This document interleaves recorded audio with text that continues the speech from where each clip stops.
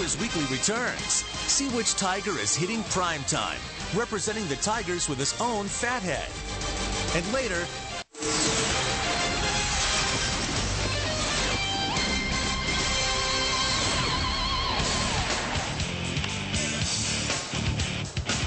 to the wall, leaps, and he made the catch. And a triple for Curtis Granderson. Granderson puts a charge into this one way back into right, and that ball is gone. For one of the more humble athletes you'll ever meet, calling Curtis Granderson a fathead hardly seems like a nice thing to do. But when you realize he survived an intense screening process to be deemed fathead worthy, well, it's quite a compliment. Believe me. Real, big, fathead. In 2 years, the Livonia-based company has become a household name in sports by bringing some of sports' biggest names into your house. Fathead's latest, and dare we say, greatest, Curtis Granderson. We really sat down and said, who do the fans care about? Who's really fits that fathead worthy, nature, and Curtis clearly does that. To be fathead worthy, one must possess certain fattributes, if you will.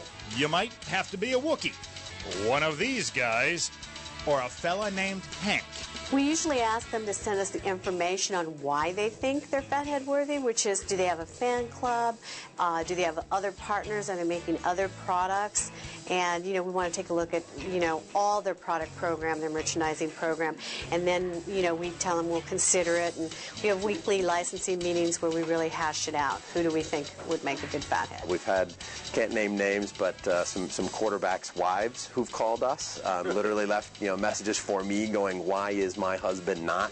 And it makes it a little bit, they're not the easiest ones to answer because you can't say, well, they're not quite fathead worthy, but... For the record, nobody from the Granderson household solicited Fathead, but they might now to fill orders. Looking to get ready to run, not too frustrated, so maybe it's a hit or it's about to possibly fall in. So haven't gotten dirty yet though, so maybe it's early in the game. As a kid, would you have loved to have had something like this as your favorite guy? Maybe. It depends if my mom and dad would have let me do it though. They may not have let me put something up this big, but probably would have put it on the back of the door or something like that. I did remember having the 6-foot life-size Michael Jordan though, so that was definitely an exciting one because I could definitely measure up against him and see if I was the same height as him as not. But it's actually pretty cool though. I like it though. And ever diligent to keep their finger on the pulse of the next hot ticket, Fathead is about to do it again. Denny, excellent job. It has to be one of the sexiest fatheads you've ever put together. People have been walking by, and I get that a lot. It's definitely a conversation starter, if anything. I just want to hold off for a second here. If we're going to make a fathead of somebody in the Detroit area, I think we probably have better options. I have to agree to disagree, as a matter of fact. This is going to be huge, don't you think? Absolutely huge. My phone's been ringing like crazy.